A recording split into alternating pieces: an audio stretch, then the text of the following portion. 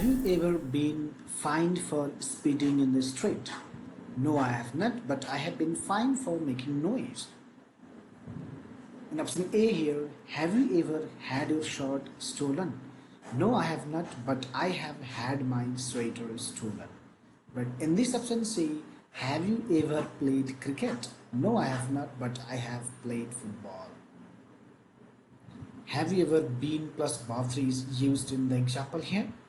Have you ever had is used in option A. Have you ever verb 3 is used in option C, and option B and that example is same one. My dear, what are the differences between these sentences here? Difference between have you ever been and have you ever had is today's topic.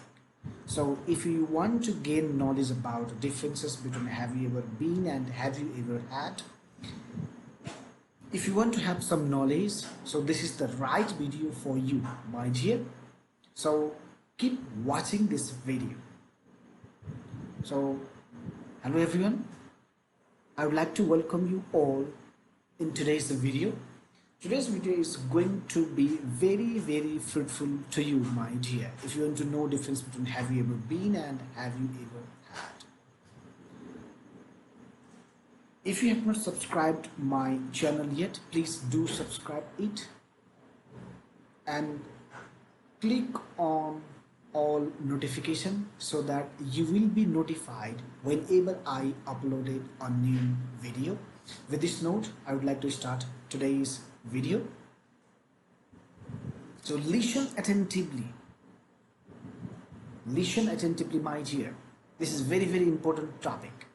So read the examples and write similar conversations between A and B. Before that, difference between have you ever been and have you ever had, which I will make you understand. I will explain all the differences between have you ever been and have you ever had. Read the examples and write similar conversations between A and B. First one example, let me explain that. Fine slash for spitting in the street noise. Why have you ever been fined, or been plus verb is used in this sentence?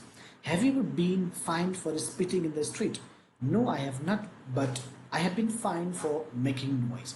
Because the person here is fined by someone else for spitting. That is why been plus verb 3 is used in this sentence. That is the main logic for this sentence, my dear. Have you ever been fined for spitting in the street? Been plus verb 3 is used because the person is fined by someone else, or you can say passive is used, or that is passive sentence there. But for this option A, still slash short in the bracket sweater. But why have you ever had your shirt stolen? Or let me say, have you ever had? Why had is used in this sentence? Because shirt or sweater, or let me say shirt, is all about what? Shirt is all, or shirt is the belonging of a person there. Listen carefully, my dear. If you are talking about the belongings, if you are talking about body parts, in that sense we have to use have you ever had, not been or not directly verb 3 there. So have you ever had your shirt stolen? No, I have not, but I have had my sweater stolen. So you can find the differences between the structure of that passive sentence and using had. So you can say had as causative verb as well there. So option B there, throw out of class, throw slash out of class all. You can see the difference between the example and option B there. You can find yourself, I think so. Have you ever been thrown out of class? Because we're talking about the passive sentence there, because we are talking about, the person has been thrown by someone else. So that's why no, I have not, but I have been thrown out of hall here. But in this sentence, play cricket, football. Listen carefully again, my dear. Play cricket, football. Been is not used here. Had is not used here. Why? Because while playing cricket, the person becomes active. That's why this is active sentence. So if you are talking about the person's activeness, so you have to write have you ever plus directly verb 3. Have you ever played cricket? And you can say, no, I have not, but I have played football. So if you like the video, please click the like button